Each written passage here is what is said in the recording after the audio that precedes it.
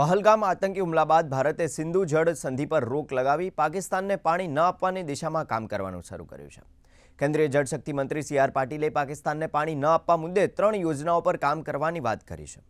ગઈકાલે કેન્દ્રીય ગૃહમંત્રી અમિત શાહના નિવાસસ્થાને સિંધુ જળ સંધિને રદ કરવા પર બેઠક યોજાઈ હતી। કેન્દ્રીય ગૃહમંત્રી અમિત શાહ અને જળશક્તિ મંત્રી સી.આર. પાટીલ લગભગ 45 મિનિટ લાંબી બેઠકમાં પાકિસ્તાન જનાર પાણીને રોકવાની પદ્ધતિઓ પર ગંભીરતાપૂર્વક ચર્ચા કરાઈ હતી। સરકારનો સ્પષ્ટ ઇરાદો છે કે પાકિસ્તાનને એક બૂંદ પાણી પણ ના આપવામાં આવે। બેઠક બાદ નિર્ણય લેવાયો કે પાણી રોકવાની પદ્ધતિઓ પર તરત કામ શરૂ કરવામાં આવશે, તો અધિકારીઓને આ દિશામાં પગલાં ભરવા નિર્દેશ અપાયા છે। આ પહેલા જળશક્તિ મંત્રાલયના સચિવ દેવશ્રી મુખર્જીને પાકિસ્તાનના જળ સંસાધન મંત્રાલયના સચિવ સૈયદ અલી મુર્તુજાને પત્ર લખી ઔપચારિક રૂપથી સિંધુ જળ સંધિને સ્થગિત રાખવાના નિર્ણય અંગે જાણકારી આપી હતી।